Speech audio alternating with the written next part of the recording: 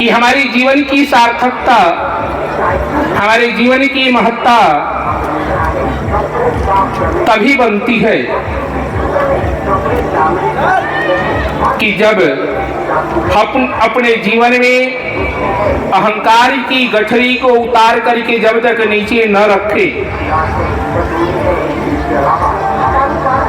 तब तक भगवान के चरणों की शरणागति, परमात्मा की भक्ति हमारे जीवन में कभी मिल नहीं सकती है। जब तक मेरे जीवन में अहंकार की बीज हमारे जीवन में पनपती रहेगी, तब तक राम के चरणों की सेवा, राम की भक्ति हमारे जीवन में कभी मिल नहीं सकती है। अभी हमारे पूर्व प्रवक्ता महामंडलेश्वर भाई विशंभर दास जी ने आपको एक शब्द संकेत जरूर किया कि भगवान शंकर अगस्त जी महाराज के आश्रम में राम कथा सुनने के लिए गए, भगवत कथा श्रवण करने के लिए गए।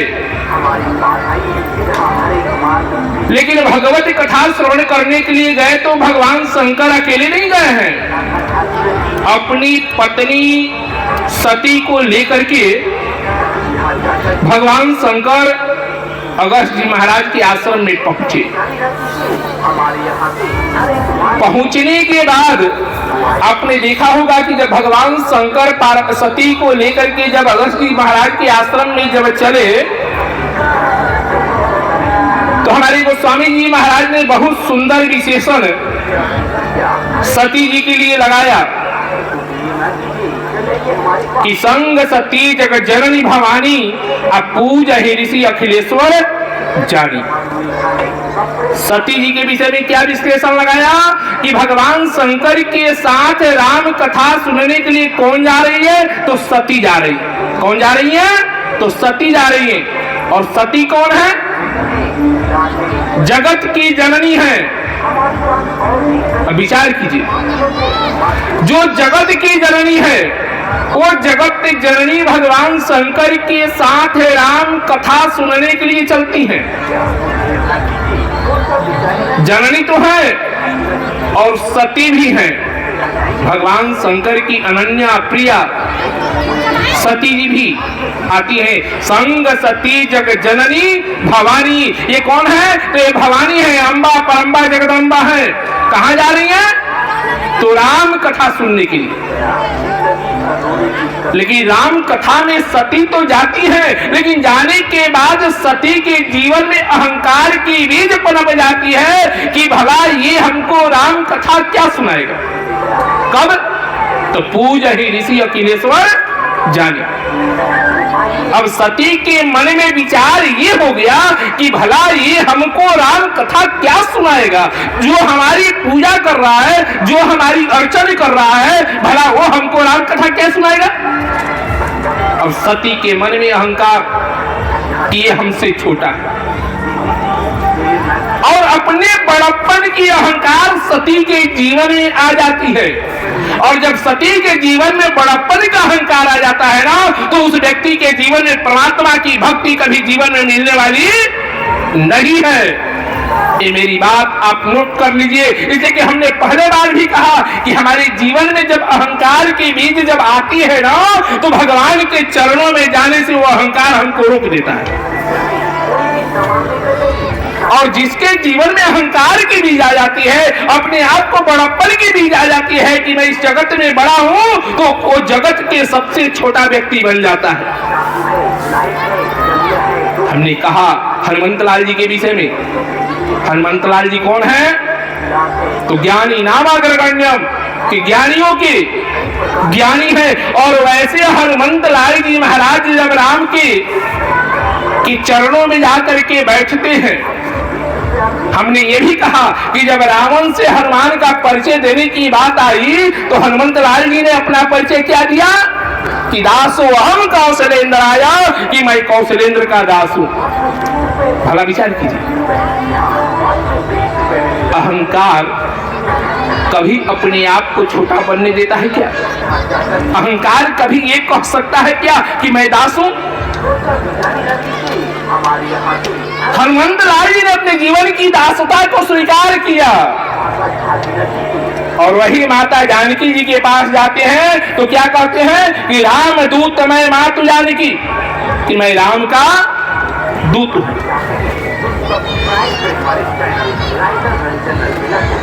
अपने जीवन की सबसे बड़ी, हमारे जीवन की, आपके जीवन की सबसे बड़ा सूत्र हमारे हनुमंत लाल जी ने दिया कि अपने जीवन को अगर महान बनाना है, अपने जीवन को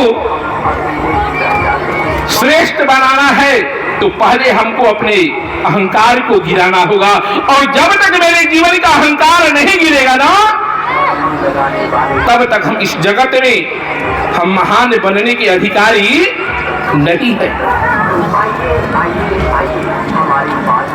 आज हमें नहीं कहना चाहिए, लेकिन नहीं कहने के बावजूद ही हमको कहना पड़ रहा है कि राह चलने को जिनको मालूम नहीं, राह चलने को जिनको मालूम नहीं, वो आज देश के रहनुमा बन गए। जिनके सूरत पे हंसता जमाना कभी, वो काले कवे क्या से क्या बन गए। जितने दानों थे वो देवता बन गए, मानो बेचारे हवा हो गए। फूल सेमर गुलाबों का राजा हुआ, रात रानी सभी बेहया हो गए।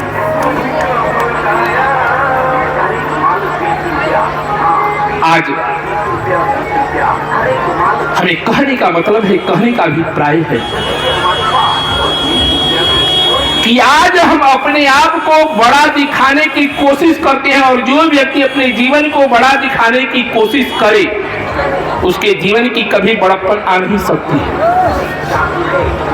अब विचार कीजिए, बड़प्पन कब आती है कि जब तक हम झुकेंगे नहीं, जब तक हम गिरेंगे नहीं, तब तक कभी मंजिल की प्राप्ति हम करेंगे नहीं। हमारे जीवन के पहले संस्कार दिया जाता था, हमारे घर में संस्कार दी जाती थी कि बेटा अपने जीवन को समर्पण करो। किसके चरणों में? तो माँ बाप के चरणों में, समाज के चरणों में अपने आप को झुको। और झुकने की क्रिया हमारे घर गृहस्थी से, घर परिवार से मिलता है। लेकिन दुर्भाग्य है हमारे परिवार की, हमारे घर की, कि जो हम अपने बच्चों को झुकने का संस्कार नहीं देते हैं, और जिस घर में झुकने की संस्कार न दिया जाए ना, उस घर में कभी, उस घर का कभी कल्याण होने वाला नहीं है। जिस घर में अहंकार की बीज मिलती जाए, उस घर में कभी संस्कार आ नहीं सकती। पहले आप देखे होंगे, जिस तरह हनुमंत लाल जी इतने बड़े ज्ञानी हैं, लेकिन हनुमंत लाल जी कहाँ विराजते हैं? तो भगवान के चरणों में जाकर के विराजते हैं। अहंकार जो है वो आपको नीचे बैठने नहीं देता है। अहंकार आपको नीचे बैठने नहीं देता है, अहंकार आपको झुकने नहीं देता है, अहंकार आपको नीचे गिरने नहीं देता है। और जो झुक नहीं सकता है, जो गिर नहीं सकता है, वो कभी जीवन में उठ नहीं सकता है।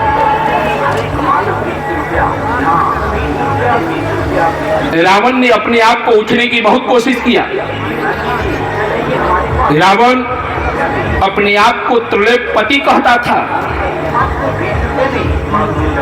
रावण अपने आप को चक्रवर्ती कहता था कि हम चक्रवर्ती नरेश हैं।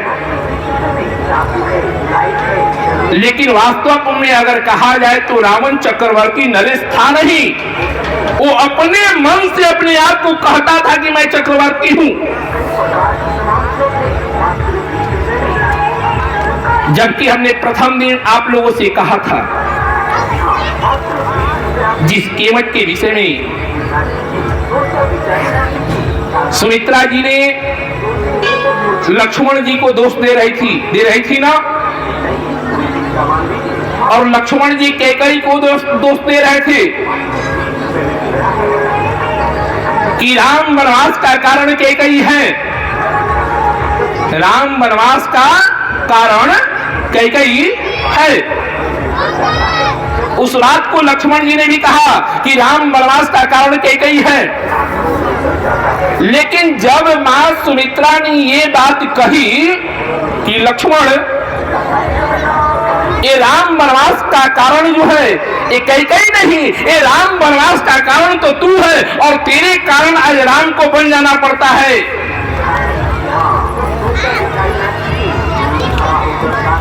लक्ष्मण जी ने कहा कि भैया एक बात मैं कहूं, अगर मेरे कारण राम को बन जाना पड़े, इस लक्ष्मण के कारण अगर राम को बन जाना पड़े, तो इस लक्ष्मण को जन्म लेना धिक्कार है, जन्म लेना धिक्कार है। अगर लक्ष्मण के कारण राम का वनवास चला हो जाए, लक्ष्मण के कारण राम के जीवन में संकट आ जाए, तो फिर इस लक्ष्मण को जन्म लेने से फायदा क्या। लक्ष्मण जी ने मानव जगत को कहा कि हमारे कारण भगवान की भक्ति में बाधा, और ये वास्तविक बात है।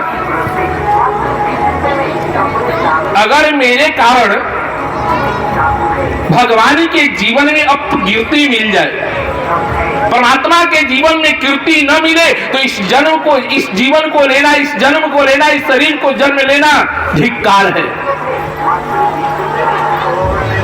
जीवन की सार्थकता तो उसी में है कि जब हम परमात्मा के चरणों में अपने जीवन को समर्पण कर दें।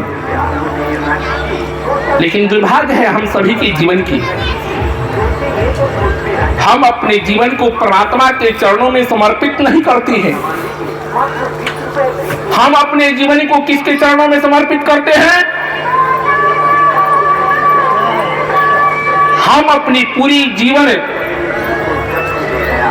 परमात्मा को दरकिनार करके, परमात्मा को एक साइड करके हम केवल समर्पण करते हैं, केवल धन और दौलत के पीछे अपने जीवन को अर्पण कर देते हैं। हम अपने जीवन के लिए अपना जीवन नहीं जिए,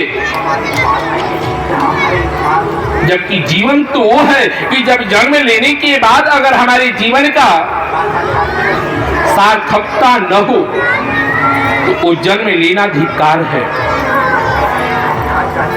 हमारा शास्त्र भी कहता है कि हमारे घर में पुत्र का जन्म हो। पहले अपने जीवन में सभी लोग पुत्र की कामना करते थे कि हमारे घर में पुत्र हो। पुत्र किस लिए जन्म ले?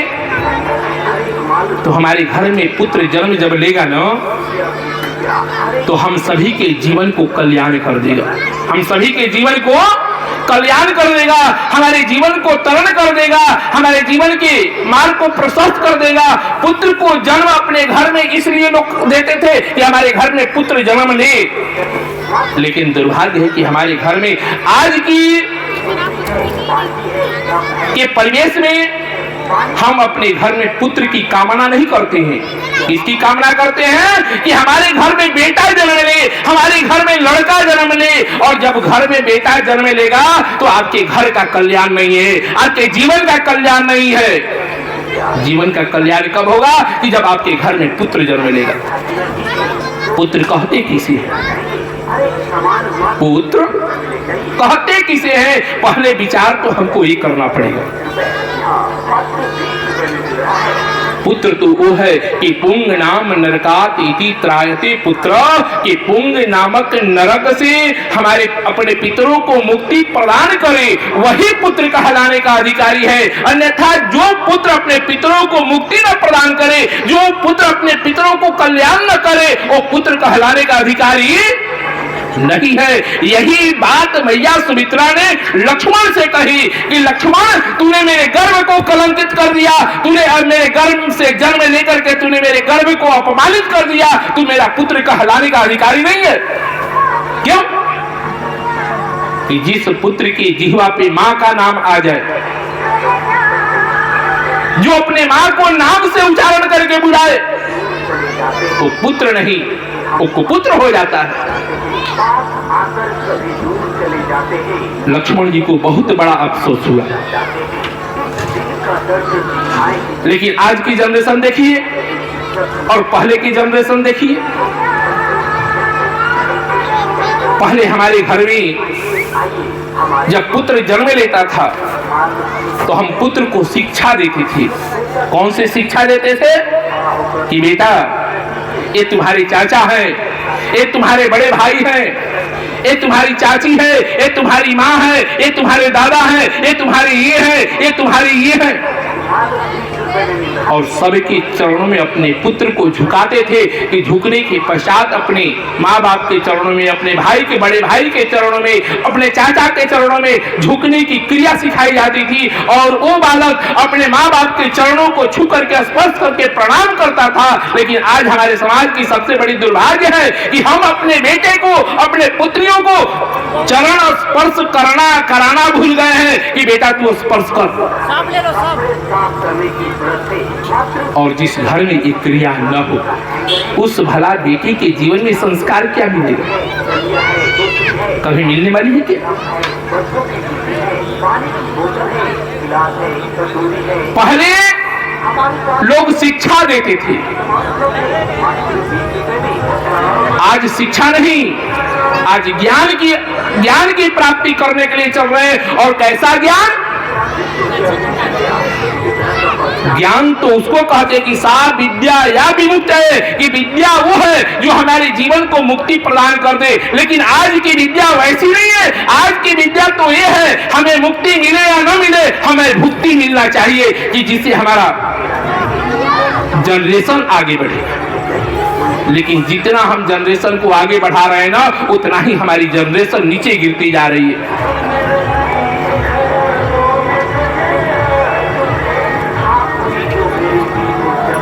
सुमित्रा जी लक्ष्मण जी से कहती है कि तू मेरा पुत्र कहलाने का अधिकारी नहीं है, कारण कि तेरे जिह्वा पे माँ का नाम आ गया, इसलिए तूने मेरे गर्भ को कलंकित कर दिया। लक्ष्मण जी को बहुत बड़ा अफसोस हुआ। रही बात वनवास देने की, सुमित्रा जी ने लक्ष्मण जी से कही कि लक्ष्मण तेरे कारण राम का वनवास हो रहा है। लेकिन हम कहते हैं, आप कहते हैं, सब कहते हैं कि राम वनवास का कारण कौन है? तो कैकेयी है। कहते हैं ना, सब लोग जानते हैं कि राम वनवास का कारण कैकेयी है। जिस मां कैकेयी ने अपने अंक से लगा करके, अपने हृदय से लगा करके राम का भरण पोषण की, और वैसे भला राम को कैकेयी कभी वनवास दे सकती है क्या? विचार तो पहले ये करना चाहिए कि कोई ऐसी जगत में मां नहीं है कि जो अपने अंक से, अपने कलेजे से अपने पुत्र को परित्याग कर दे।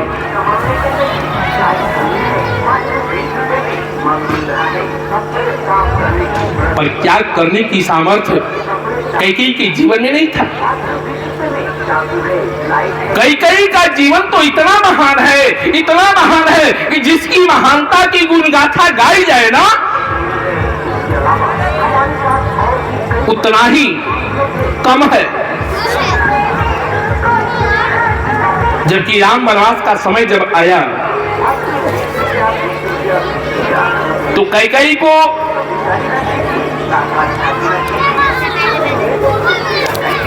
सब लोगों ने समझाया कि कैकेयी तू महाराज दशरथ से जो वरदान मांग रही है कि राम का वनवास हो जाए, उस राम वनवास को तू वापस ले ले।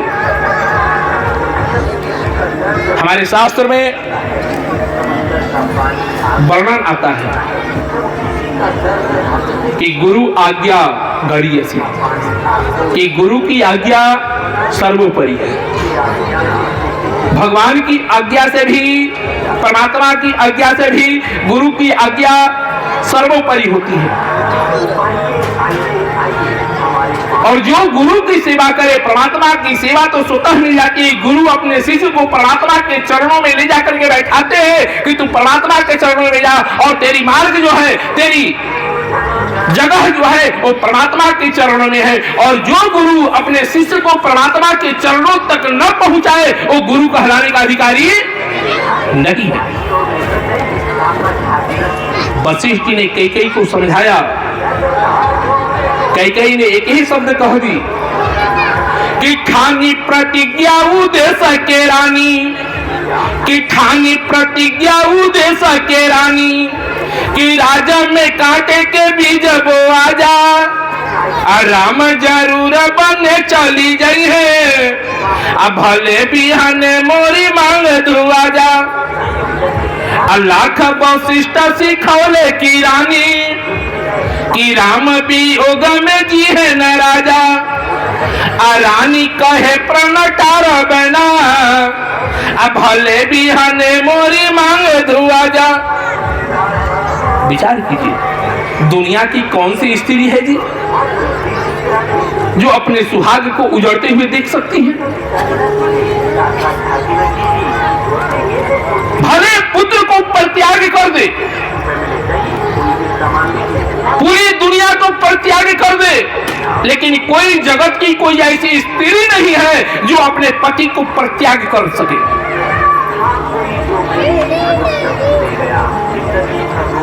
कैकेयी ने क्यों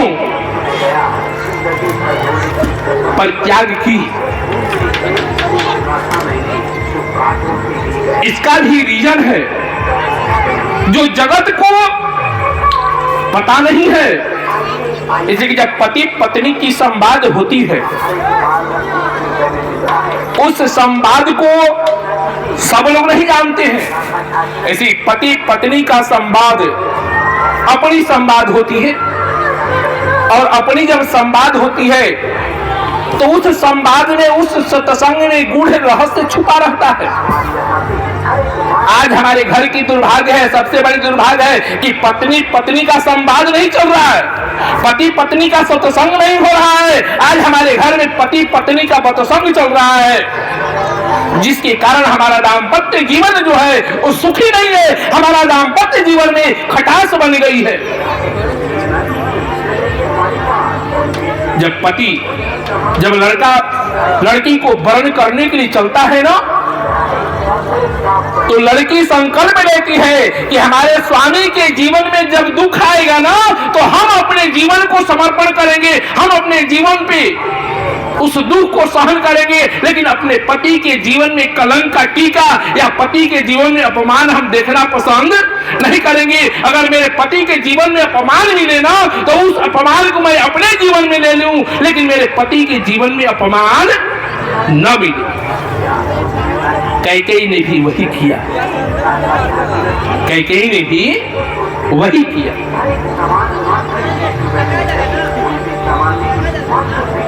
जो दशरथ जी की जीवन में कलंक का टीका लग रहा था ना, उस कलंक के टीके को मिटाने का काम कैकेयी ने अपने जीवन में की, कि जिसे दुनिया को ये पता न चल सके कि हमारे महाराज दशरथ के जीवन में कलंक का टीका लगने वाला है।